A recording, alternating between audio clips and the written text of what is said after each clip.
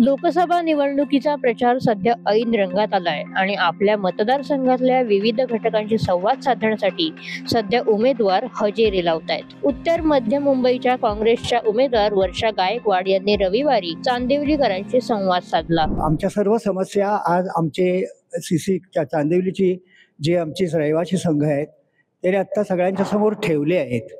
त्याच्यामध्ये काही विशिष्ट जे आमचे जे प्रश्न आहेत, रस्ते अस्वच्छ असणं किंवा प्रदूषण, हे सर्व जे गोष्टी आहेत त्या आम्हाला सिनियर सिटीजनला त्याचा परिणाम फार दुष्परिणाम होतो आणि दैनंदिन जीवनामध्ये आम्हाला रस्त्यावरून चालणं हे अत्यंत कठीण होऊन बसतं।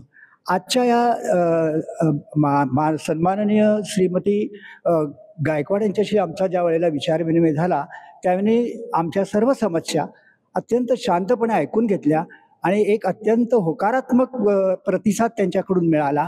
विशेषतः त्यांनी आम्हाला त्या निवडून येवोत अगर न येवोत परंतु आमच्या समस्यांकडे सतत लक्ष देण्याचं जे आश्वासन दिलं त्यापैकी आजच्या सभेला हजर असलेले सर्वच आमचे रहिवासी अत्यंत खुश झाले।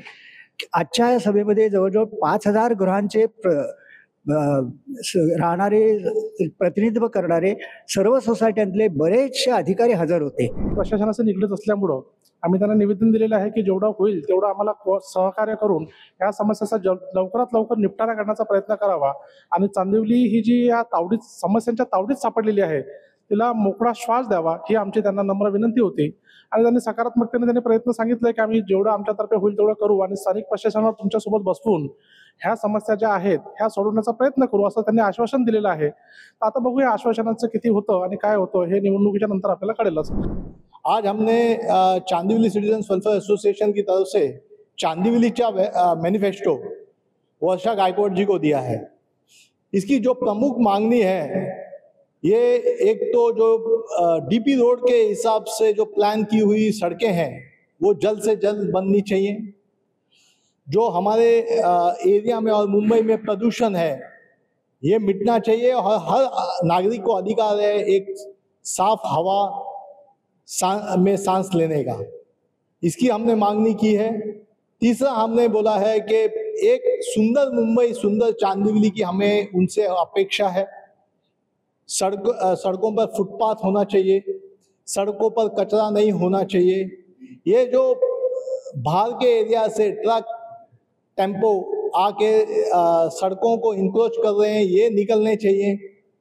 उसके बाद हमने एक प्रमुख मांग रखी है इनसे कि आप अगर चुन के आती हैं तो आप किस तरीके से काम करेंगी और हमारे कितने संपर्क में रहेंगी ताकि हम अपनी समस्याएं आपके सामने रख सकें और उसका समाधान हमको मिल सके।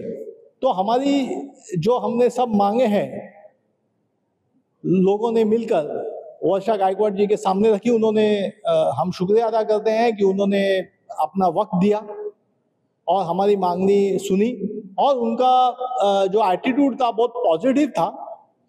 हमें हमारे जो मेंबर ऑफ पार्लियामेंट से ये अपेक्षा है कि जो पॉलिसीज ऑलरेडी है जैसे पेडिस्ट्रियन फर्स्ट पॉलिसी है, स्वच्छ मुंबई की पॉलिसी है, साफ हवा की पॉलिसी है, डीपी रोड के हिसाब से सड़कें होने की पॉलिसी है, ये पॉलिसी इम्प्लिमेंट होनी चाहिए। रहिवाशांच्या या मागण्यांवर स्वतः वर्षा गायकवाड काय म्हणाल्या पाहूया। पार्ले मतदारसंघात होते आणि आज सकाळी 3-4 ठिकाणी मॉर्निंग वॉकला गेले। त्याच्यानंतर ज्या वेळेला मी निघाले तिथून पुढे मी पार्लेश्वरांचं दर्शन घेतलं, मठामध्ये गेले, नंतर 2 कट्टे आहेत मोठे त्या कट्ट्यावर बसले, लोकांशी संवाद केला, त्यांच्याशी हितगुज केलं आणि त्याच्यानंतर मी एक मीटिंग करून आले जी फनलच्या बाबतीमध्ये होती की जवळपास 18 लाख लोक जे आहेत जे बाधित होत आहेत एअरपोर्टमुळे, त्यामुळे एअरपोर्ट ऑथॉरिटी आणि महाराष्ट्र शासन यांचं कसं एकत्रपणे काम करतायत या दृष्टिकोनातून मला प्रयत्न करावा लागेल। कारण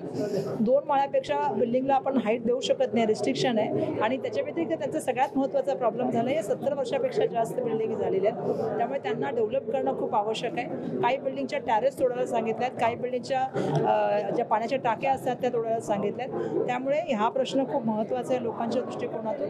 उद्या कुठलीतरी दुर्घटना होऊ नये आणि दुर्दैवाने काही होऊ नये म्हणून हा प्रश्न येणाऱ्या काळात मला उचलावा लागेल. परवा मी बांद्रा वेस्टला गेले होते कारदांड्याला. तिथे मला खूप लोकांनी कंप्लेंट केली की तिथल्या सन्माननीय आमदार साहेबांनीच एक पत्र लिहिलेलं आहे की तिथे मँग्रोव्ज आहेत किंवा काय आहेत आणि त्यामुळे तिथल्या लोकांना इलेक्ट्रिसिटी आणि तिथल्या लोकांना पाण्याची व्यवस्था पण नाही आहे. प्रत्येक घरामधली महिला मला येऊन हेच सांगत होते की आम्हाला पाणी पाहिजे.